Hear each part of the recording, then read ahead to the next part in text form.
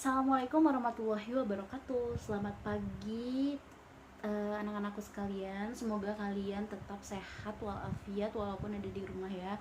Semoga kita bisa berkumpul kembali dan berjumpa kembali di SMA PGRI 3 Kota Bogor. Nah, hari ini hari ini merupakan minggu terakhir kita PBM online ya. Jadi kalian habis ini kalian libur lebaran baru kalian nanti langsung pas. Nah, ibu akan memberikan materi yang nanti bakal masuk ke dalam pas ini. Nah, ini materi terakhir yang ada di semester 2, yaitu mengenai puisi.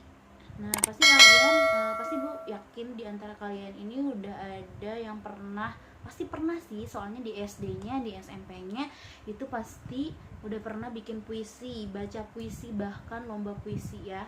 Nah, oke. Jadi sebelum kalian menyimak materinya, kalian tolong subscribe dulu channelnya, lalu nanti kalian kerjakan tugasnya. Simak dulu videonya, lalu kerjakan tugasnya, kirimkan tugasnya, lalu kalian jangan lupa konfirmasi ke ibu kalau misalnya kalian sudah mengerjakan, lalu kalian isi absensi online. Jadi nanti saya bakal mensinkronkan. Kalian udah subscribe belum ya? Subscribe itu berarti tandanya kalian sudah menyimak videonya, sudah menyimak materinya. Nah, baru nanti kalian bisa mengerjakan tugasnya. Jangan sampai nanti tugasnya ada tapi kalian belum subscribe. Nah, saya bertanya-tanya, kalian itu dapat materinya itu dari mana, sedangkan tugasnya itu berkaitan sama materi yang ada di dalam video ini. Jadi jangan lupa ya. Oke, kalau misalnya kalian udah subscribe, kita masuk ke materi pertama, yaitu puisi ya. Nah, puisi merupakan salah satu bentuk karya sastra di mana bahasanya merupakan bahasa yang indah serta bersifat imajinatif. Nah, imajinatif itu berarti sesuai dengan imajinasi si pengarang dan penulisnya ya. Jadi biasanya itu si pengarang itu menggunakan bahasa-bahasa yang indah. Nah, kalian pasti udah pernah baca dan udah pernah lihat bahasa yang digunakan dalam puisi itu berbeda dengan bahasa yang kita gunakan sehari-hari. Maksudnya, di dalam puisi itu pasti mengandung makna tersendiri dari kata-kata yang digunakan. Oke? Nah, selanjutnya ibu akan membahas mengenai unsur-unsur yang ada dalam puisi. Unsur-unsur puisi ini dibagi menjadi dua. Yang pertama adalah unsur fisik. Unsur fisik ini merupakan unsur di mana kita bisa melihat atau unsurnya itu merupakan unsur yang membangun puisi dari luar. Nah, jadi ini yang nampak ya, jadi yang nampak dalam bentuk puisinya seperti itu. Nah, terus yang kedua adalah unsur batin. Unsur batin ini adalah unsur yang membangun puisi dari dalam. Nah, jadi kalau misalnya tadi dia nampak atau terlihat kalau misalnya yang fisik, nah kalau misalnya yang batin ini dia tidak nampak, kecuali kalau misalnya kita harus baca dulu kira-kira ini tuh isinya tentang apa ya, menceritakan tentang apa puisinya, seperti itu ya. Nah, kita akan bahas satu persatu mengenai unsur puisi. Yang pertama yaitu unsur fisik. Yang pertama unsur fisiknya itu adalah diksi ya. Diksi merupakan pilihan kata ya. Jadi dalam menulis puisi tadi di dalam pengertiannya itu menggunakan kata-kata yang indah. Nah, dimana diksi ini sangat diperlukan ya. Jadi penulisannya itu nggak boleh asal. Jadi kalian bisa menggunakan bahasa yang imajinatif, bahasa yang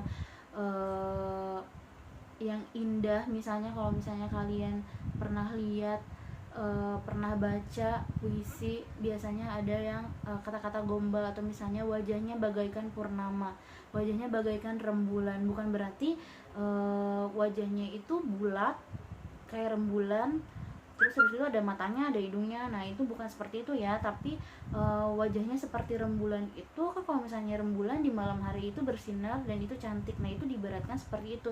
Jadi menggunakan kata-kata yang indah atau kata-kata yang bukan seperti kata-kata yang biasa aja. Oke, itu yang pertama adalah diksi atau pilihan kata. Jadi pilihan katanya harus indah ya. Yang kedua adalah pengimajinasian atau penggambaran dalam puisi, atau ini berhubungan sama pencitraan ya. Citraan dalam puisi bisa aja citraannya itu citraan pendengaran, penglihatan, perabaan, pengecapan, seperti itu. Nah, pengimajinasian ini berarti dia mengungkapkan pencitraan ya, pengimajinasian. Nah, jadi imajinasi si pengarang seperti itu. Lalu yang ketiga adalah bahasa figuratif. Figuratif atau bahasa yang bukan sebenarnya, seperti menggunakan majas. Nah, seperti yang tadi Ibu katakan, bahasanya itu bahasa yang sangat indah. Nah, kayak tadi misalnya wajahnya bagaikan rembulan, seperti itu. Bukan berarti itu makna yang sebenarnya ya. Bahasa yang menggunakan majas itu berarti yang mempunyai makna lain atau makna kias, bukan makna sebenarnya. Nah, contohnya lagi misalnya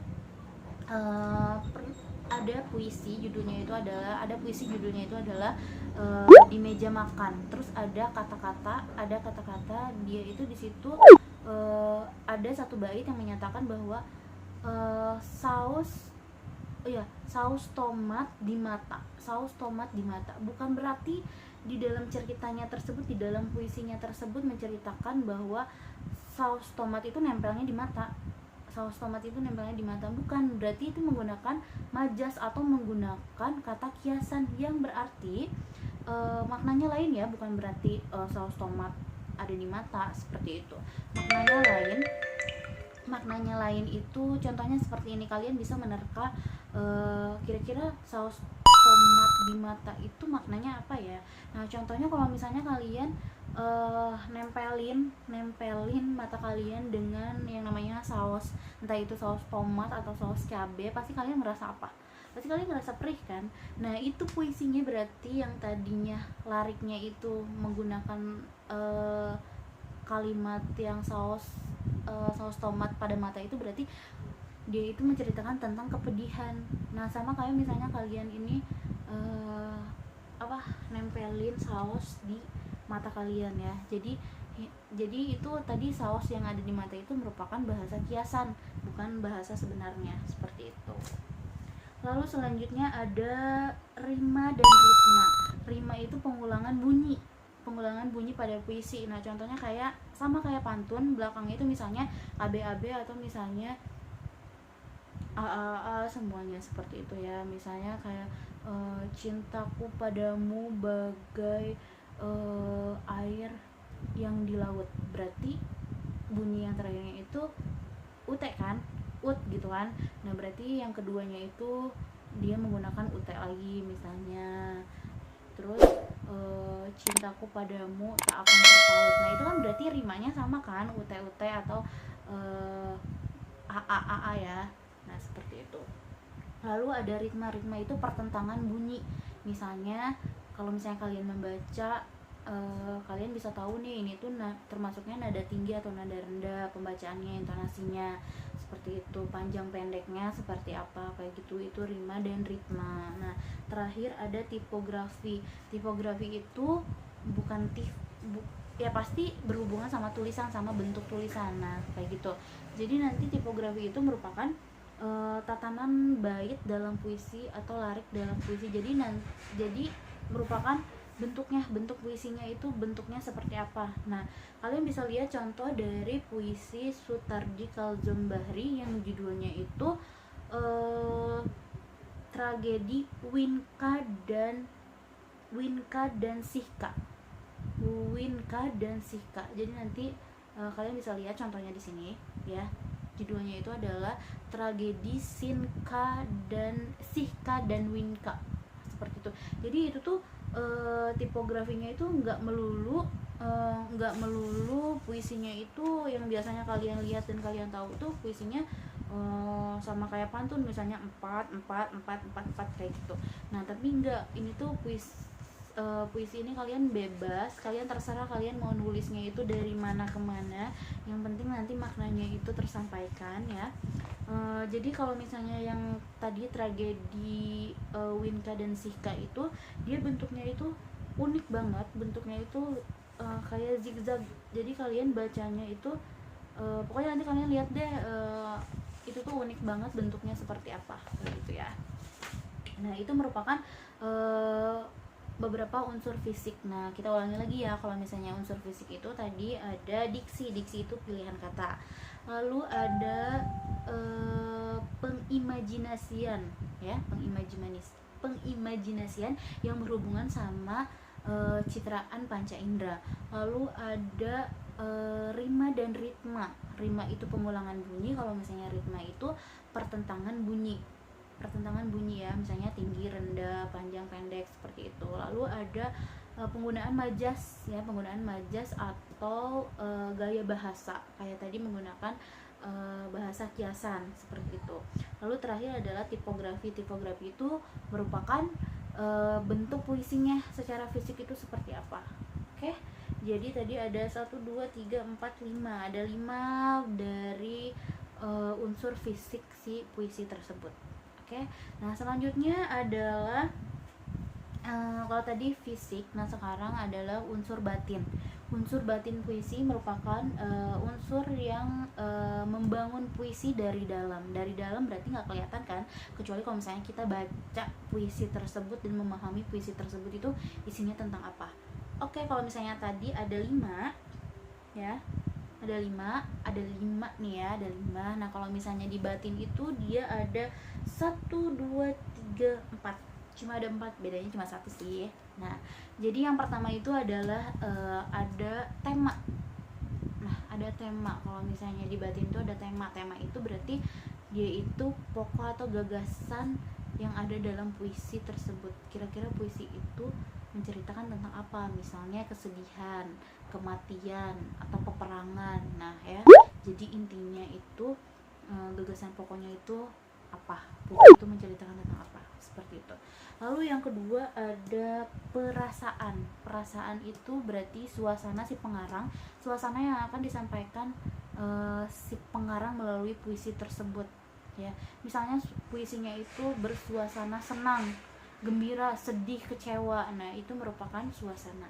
Jadi kita baca dulu nih puisinya, terus kita memahami kira-kira suasana yang ada dalam puisi tersebut, suasana yang membangun puisi tersebut itu apa sih, seperti itu. Terus ada nada dan sikap. Nada dan sikap merupakan sikap penyair pada pembaca. Sikap penyair pada pembaca. Jadi si penyairnya itu, si penulisnya itu mau ngapain si pembaca sih dengan puisi tersebut, seperti itu. Misalnya mau menggurui, mau menasehati, mau mengajak, atau misalnya mau apalagi ya, mempengaruhi, atau misalnya mau menyindir. Nah, biasanya kalau misalnya yang sindiran itu berarti puisinya itu berbau-bau politik, seperti itu ya, berbau-bau politik atau berbau-bau ekonomi, seperti itu, atau berbau-bau pemerintahan. Nah, biasanya itu isinya itu nyindir yang ditulis oleh si penulisnya atau si penyairnya, sehingga pembaca itu tahu, oh ini tuh isinya berupa sindiran loh, seperti itu. Lalu yang terakhir adalah amanat. Nah, ini tuh amanat ini merupakan pesan yang hendak disampaikan oleh si pengarang dalam puisinya tersebut. Jadi merupakan latar belakang si pengarang itu membuat puisinya ini buat apa ya, pesannya yang tersampaikan itu apa ya, seperti itu. Oke, jadi kita ulangi lagi ya. Jadi puisi itu merupakan bentuk karya sastra di mana bahasanya itu indah dan bersifat imajinatif. Nah, kenapa bersifat imajinatif? Ini merupakan karya atau hasil dari luapan perasaan si pengarangnya atau si penulisnya. Oke. Nah, terus unsur-unsur puisi itu ada 2, yaitu unsur fisik dan unsur batin. Ya, unsur fisik dan unsur batin.